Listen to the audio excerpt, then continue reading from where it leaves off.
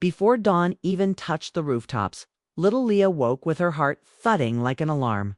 No knocks, no shouts, just her spirit jerking up as if hardship itself had called her name. She was only 10, but every morning felt like a punishment she hadn't earned. How could a child who barely remembered her own mother be blamed for everything? And if she was never truly part of this family, what secret was she living under? Leah pulled the thin cotton wrapper across her shoulders and stepped onto the cracked, icy floor. She picked up the broom in the corner, half its bristles gone. It's like half her childhood, and began sweeping the compound in slow circles. Each swirl of dust was a memory she didn't want to keep. By the time the first pale light crept across the courtyard, Leah had fetched water from the stream, gathered firewood, and arranged the kitchen like a silent servant. When she slipped, inside Irene, her father's second wife, was already standing over a pot, stirring as if she wanted to crush the contents into dust. Irene lifted the spoon, sniffed, and glared over her shoulder. "Who made this mess?" she barked. Leah swallowed, her voice tiny. "It was me, Ma." "This," Irene spat. "This watery nonsense that looks like an old wound. You call this stew?" She dipped her finger in and made a face like she had tasted poison. "You want us to die like your cursed mother, don't you?" "Which child?" Before Leah could step back, Irene hurled the pot out the window, struck the wall, splattering stew across the bricks like red shame. Leah's stomach knotted, but she didn't flinch. She had learned the hard way tears never helped get out. Irene hissed. "And kneel in the yard until I decide if you can stand again. And if I hear one sound from you, I will peel your back like cassava." As Leah turned, Anita, Irene's daughter, strolled in wearing her neat uniform and chewing sweet gum like she owned the sun. She stopped, tilted her head, and smirked. "Still, here, even the grave has standards, I see." She flicked her sandal across the room.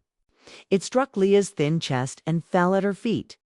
Leah bent, picked it up without a word, and walked away. That evening, the compound was quiet and even the crows had left. Leah slipped into her corner of the house, space too small to call a room on, pulled out the only thing that still felt like hers.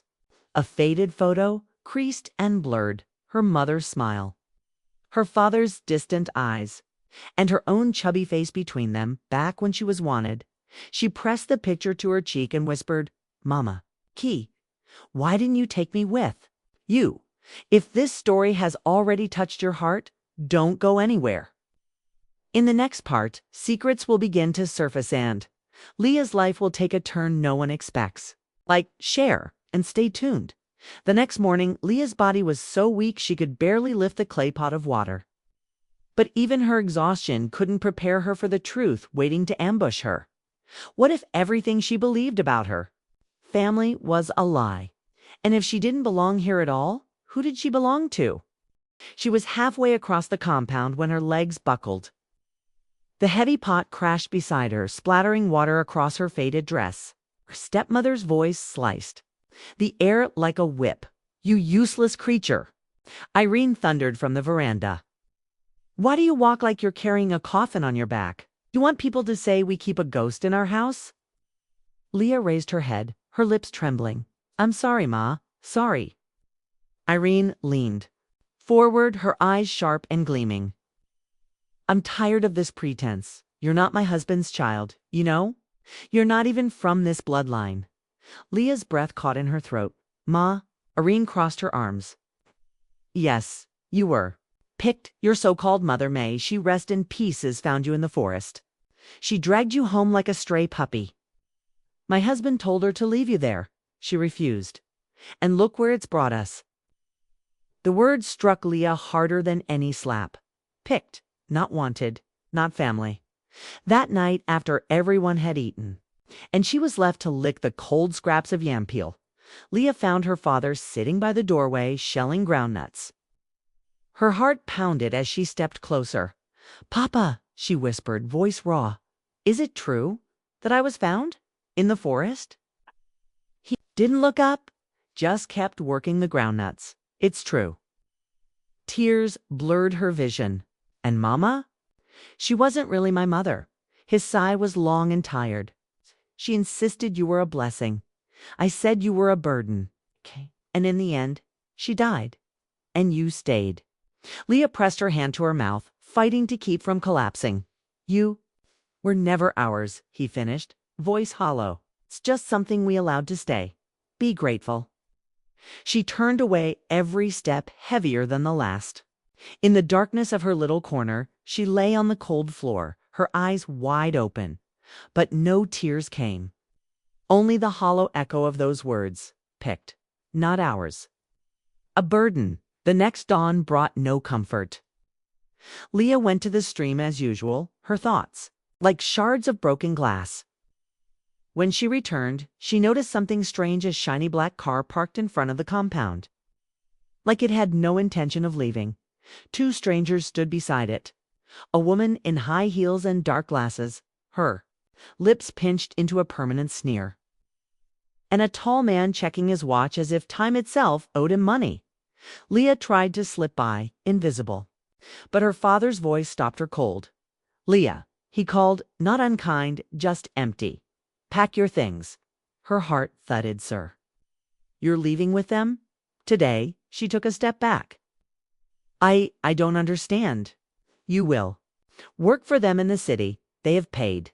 You do not live here anymore. The woman clicked her tongue. We don't have all day, she said, bored. She doesn't want to come? We'll find someone else. Leah's arms began to shake. Please, Papa, please don't send me away.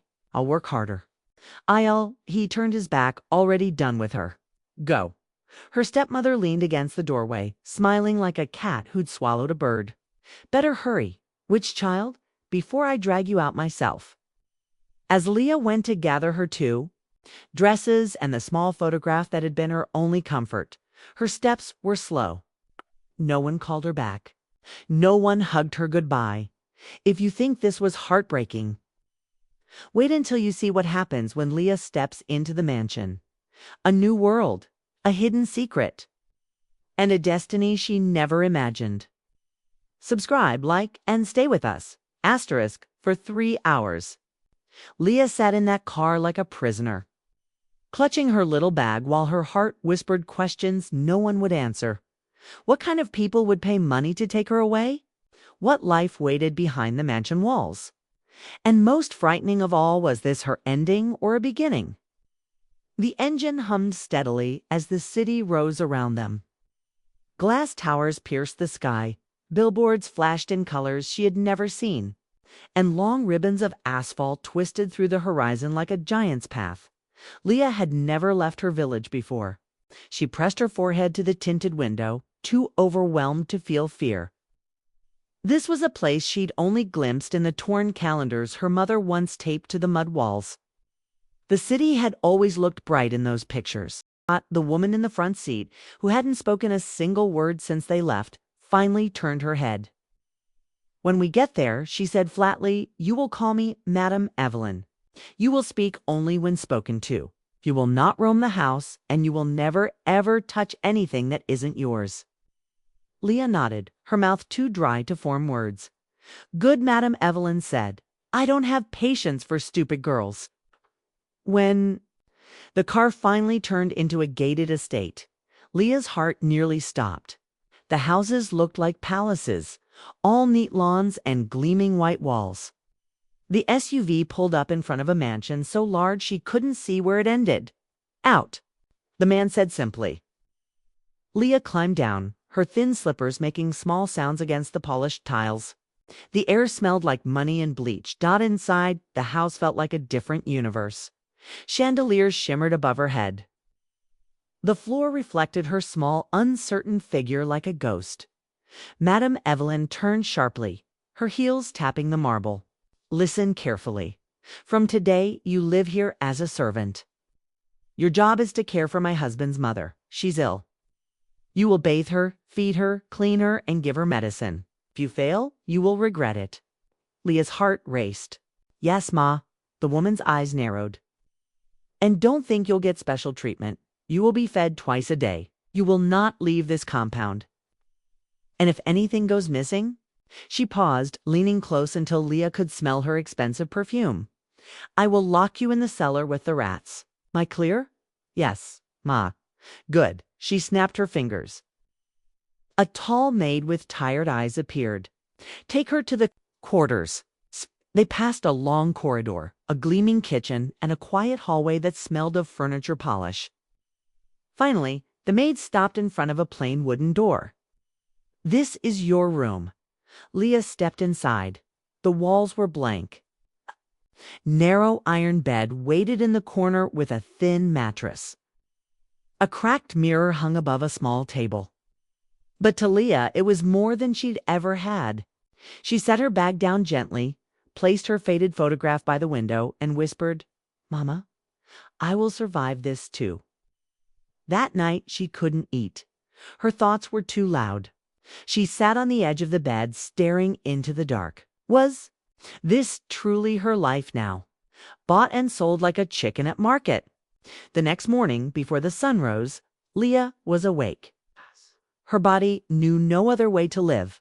She washed her face, tied her wrapper tight, and tiptoed down the corridor. She didn't wait for instructions. Something in her heart told her exactly where she needed to go. At the far end of the mansion, she found the door. The room of the sick old woman. Leah knocked softly. No answer. She pushed the door open. A heavy smell of damp air and old sadness washed over her. The curtains were drawn tight. On the bed lay an old woman, her frail body almost lost in the blankets. Thin arms, sunken cheeks, eyes half closed, like she was too tired to keep them open. Leah swallowed her fear and stepped closer. She drew the curtains wide, letting pale morning light spill across the room.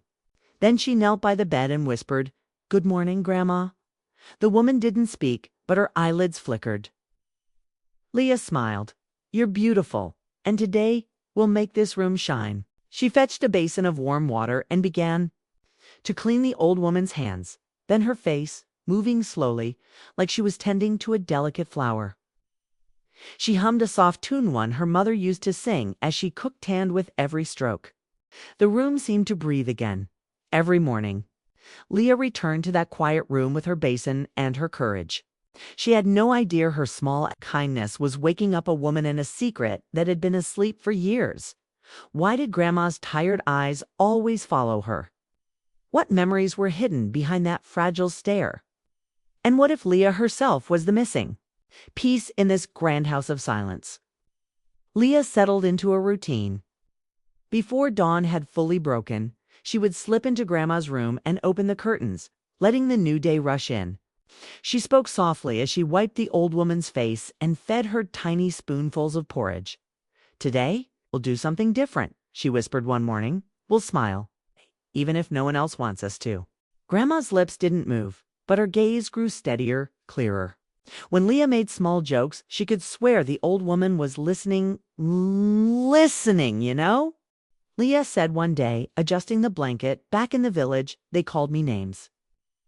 They said I wasn't human because I didn't look like them. But here," she hesitated, "here I feel like I belong to something, even if it's just this little corner." Her voice cracked, but she pressed on, humming her mother's lullaby. And for the first time, Grandma's eyes filled with something like warmth.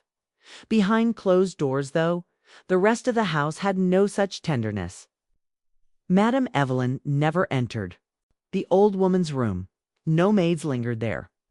In their whispers, they called the bedridden matriarch the Ghost Queen. A burden better left in darkness, but Leah didn't care. She returned each dawn, bringing sunlight, a clean cloth, and her unbreakable spirit. It was during one of these mornings that something changed. Leah was brushing crumbs from the old woman's pillow when she heard a hoarse, fragile whisper. "Child." Leah nearly dropped the brush. She turned, heart hammering. "Grandma," the old woman's mouth trembled. "Your name?" Tears rushed to Leah's eyes. She bent closer. "My name is Leah." A long pause, then a slow blink. "Leah," she repeated, her voice thin as paper. "Yes, Grandma, I'm here." The old woman tried to raise her hand, but it fell back against the sheets. "Thank you." Leah's throat closed. She gripped the frail fingers and whispered, "I'm not leaving you." That evening, Leah returned to her little room, her mind a hurricane. She pulled out the faded photograph and stared at her mother's face, so gentle, so sure. She whispered, "If you can hear me, tell me who I really am." The next day, her routine was interrupted. As Leah stepped into the main corridor, she found Madame Evelyn waiting. "You," the woman snapped. "Come here." Leah's legs felt heavy, but she obeyed. "You will go upstairs today," Madame Evelyn continued. "The child's room, my husband's niece, the one who disappeared. Want you to clear out every scrap of it." Leah's breath caught.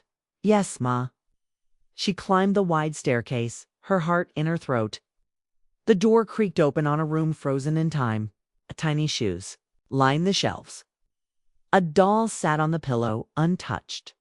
And on the dresser, a photograph in a silver frame, a little girl with dark curls and bright brown eyes. Leah stepped closer, her pulse roaring in her ears.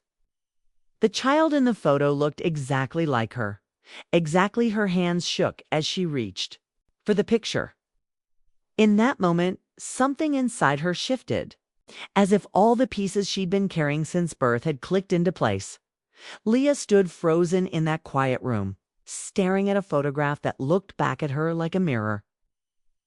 For the first time, she wondered if her life hadn't been a mistake, but a secret waiting to be uncovered.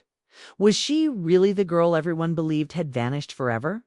If so, why did no one come searching for her? And who had hidden the truth?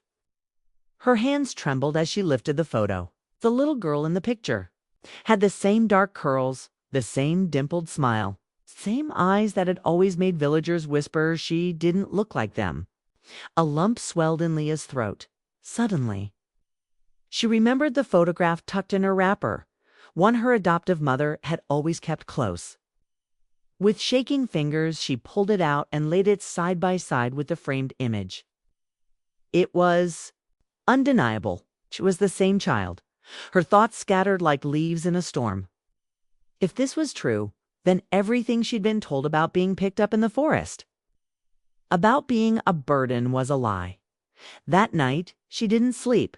She lay curled on her thin mattress, clutching both photographs against her chest. Her mind replayed every moment.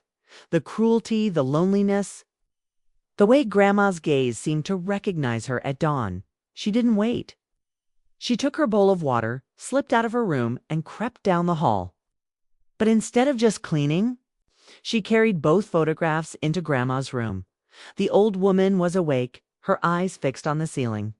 Leah knelt beside the bed, her voice small but steady. "Grandma, there's something I need to show you." She laid both photographs gently on the sheets. Grandma's gaze shifted. Her clouded eyes studied the images. Slowly, her trembling hand lifted, hovering over the framed picture, then over Leah's face. Her lips moved, but no sound came. Tears welled in her eyes. It's as if she'd found something precious she thought had been lost forever. Leah swallowed, her heart racing. "Is it me? Am I the girl in the photo?" Grandma's mouth opened. A raspy whisper escaped. "Yes." Leah pressed a hand to her lips to muffle her sob. The old woman's face crumpled. "My granddaughter." For a moment, neither of them spoke. The air was heavy with everything that had been stolen. Years, memories, love. Then Grandma drew a deep, ragged breath and turned her gaze sharp. "Listen, you must help me." Leah leaned closer. "Anything, go. Okay?" To the study, Grandma whispered, her voice hoarse but urgent. "Bring the phone." Leah nodded. She crept down the hall and into the grand study she had never dared enter. The phone was an old landline, heavy and black. She hid it in her wrapper and hurried back. Grandma's hands trembled as she dialed a number from memory. The line rang once, then a voice answered, deep and respectful. "Madam Gloria." Grandma's eyes shone. "Samuel, get the doctor. Bring the DNA kit. Now." "Yes, madam." Leah's chest tightened. DNA proof. She didn't understand all of it, but she knew her life was about to change. 3 days later, the air in the mansion was thick with tension. Madame Evelyn had gone out. Most of the maids were busy in the kitchen. Leah sat beside Grandma, wiping her hands with a cloth to hide how badly she was shaking. Then the door opened. Samuel entered with a man in a white coat carrying a case. Leah's breath caught. "Child," Grandma whispered, "come here." She stood, her legs weak. The doctor explained in calm words Leah barely understood. Swab, sample, compare. Grandma smiled faintly. "Don't be afraid. Just open your mouth." Leah obeyed. When it was over, the samples sealed in their envelopes. Samuel leaned close to Grandma. "We'll have the results in 72 hours. Grandma closed her eyes. Good. As the men left, Leah watched them go. She didn't know if she should feel hope or dread. The truth is almost here. Is Leah really the lost heiress of this family? Or is it just another cruel twist? Don't miss. For 3 days, Leah barely breathed. Each sunrise felt heavier, each minute slower, as if time itself was testing how much hope her heart could hold. What if the test proved she didn't belong here? What if all she dared to believe was nothing more than a cruel trick of fate? On the third afternoon, Leah sat beside Grandma, reading headlines aloud in her careful voice. She was halfway through an article she didn't understand when the landline rang. The old woman's hand moved like lightning. She snatched up the receiver, her breath ragged. "Samuel." A pause. Then a voice Leah couldn't hear. Grandma closed her eyes, listening. For a long moment, she didn't speak. Then she whispered, "Are you sure?" Her voice cracked on the words. A few seconds passed. Then she lowered the phone, her hand trembling, and turned to look at Leah. The silence felt endless. Finally, Grandma whispered, "It's you. You're her. My granddaughter." Leah's vision blurred. Me. Tears spilled down Grandma's wrinkled cheeks. "Your father was my eldest son. You were never a servant. You were never a burden." Leah's mouth opened, but no words came. The walls of the tiny servant's room, the years of cruelty, all collapsed around her. Before she could think, Grandma swung her legs over the edge of the bed. Leah gasped, grabbing her arm. "Grandma." "No, you shouldn't," but the old woman's voice was steel. "I will not lie here another day while they steal everything." She stood slowly, shakily, but on her own feet. Her back straightened, her chin lifted. In that moment, she didn't look sick at all. She looked like a queen who had simply been resting. Leah's heart pounded. "What will you do?" Grandma looked her in the eye. "Take back my house, my company, my name." She picked up the phone again and dialed another number. "Samuel, bring the cars. Call the security team, okay? And have my lawyer meet me at the company." A pause. "Yes, now." 30 minutes later, the mansion's driveway filled with black SUVs, men in dark suits stepped out, silent and watchful. Grandma emerged from the front door, dressed in the regal blue lace she hadn't worn since her son's funeral. On her head, a golden scarf gleamed like a crown. Leah walked behind her, dressed in a borrowed gown that felt strange on her shoulders. But when Grandma took her hand and squeezed, she felt stronger than she ever had. They drove in a convoy through the city. Leah's heart raced as skyscrapers flew by, the car gliding toward the towering office building she'd only ever glimpsed from the back seat at the company entrance. Security guards turned pale when they saw Grandma walking on her own. Whispers erupted like wind in dry grass. "Is that Madame Gloria?" "Ah, she was." "She couldn't walk. She's here." Inside the glass lobby, Henry, the uncle who had stolen everything, was sipping coffee, legs crossed, pretending he owned the world. His face drained of color when the elevator doors opened. Grandma stepped out, her granddaughter beside her. She didn't say a word as she crossed the marble floor. The silence was heavier than any shout. Henry scrambled too. "Stand. Mother Whitey can explain." She lifted her hand and he froze. "You will say nothing," she said, her voice like iron wrapped in velvet. Board members gathered, their eyes wide. Grandma nodded at the lawyer. "Call the emergency. Meeting right now." Henry looked at Leah, who met his gaze without flinching. For the first time, she felt no fear. The moment of reckoning has come. Will Grandma reclaim her empire? And will Leah finally be recognized as the heir she was born to be? The boardroom was silent as death when Grandma Gloria stepped inside. In that moment, everyone knew, no matter how long she'd been gone, this was still her kingdom. What happens when a woman everyone counted out returns stronger than ever? And what if the little girl beside her holds the key to everything they tried to bury?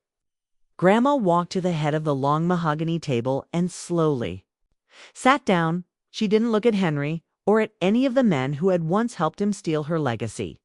Her gaze fell only on Leah. "This," she said clearly, "is my granddaughter Amara, the daughter of my late son." A hush rippled through the room. No one dared speak. One director swallowed hard. "Madam Gloria, this is a surprise." Grandma lifted her chin. "It shouldn't be. I built this company with my bare hands. And while you were busy counting profits, you forgot one thing: truth does not die." Her voice didn't shake once as she told them everything: the DNA test, the lies that had imprisoned her, the years she had waited for justice. When she finished, she looked directly at Henry. "You," she said, "are no longer welcome in this building." Henry opened his mouth. Nothing came out. "And you," she turned to the lawyer, "drop the papers. My granddaughter is the rightful heir. She will carry this name when I'm gone." Leah's breath caught. "Grandma, though." Old woman's eyes softened. "I'm sorry it took so long to find you." Henry tried to protest, but security was already at his side. His voice cracked. "Mother, please, you can't do this." She didn't even look at him. "You did it to yourself." As he was escorted out, Vanessa arrived, hair unbrushed, lipstick smudged.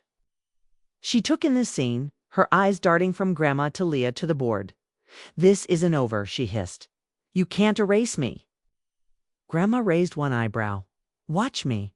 The doors closed behind them, and for the first time, the building felt lighter. That evening, Grandma and Leah returned to the mansion. The staff lined up at the entrance, some bowing their heads in shame, others watching with cautious relief. Grandma paused by the grand staircase and turned to Leah. "From this day forward, you'll never be called a servant again." Leah swallowed, her heart full. "Thank you." "No," Grandma whispered. "Thank you, Amara. You gave me a reason to keep living." They climbed the stairs together slowly, side by side. For Leah, every step felt like she was climbing out of a life she never chose into one she was finally ready to claim.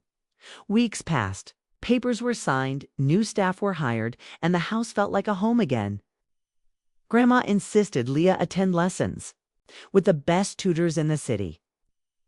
Every morning, she would come down to breakfast dressed neatly, her hair brushed back, her eyes bright. One afternoon, Leah stood by the tall window overlooking the garden. She wore a soft blue dress Grandma had picked for her, and her feet rested on a warm rug instead of cold dirt. She traced her fingers over the silver-framed photograph, same one she had clutched in fear.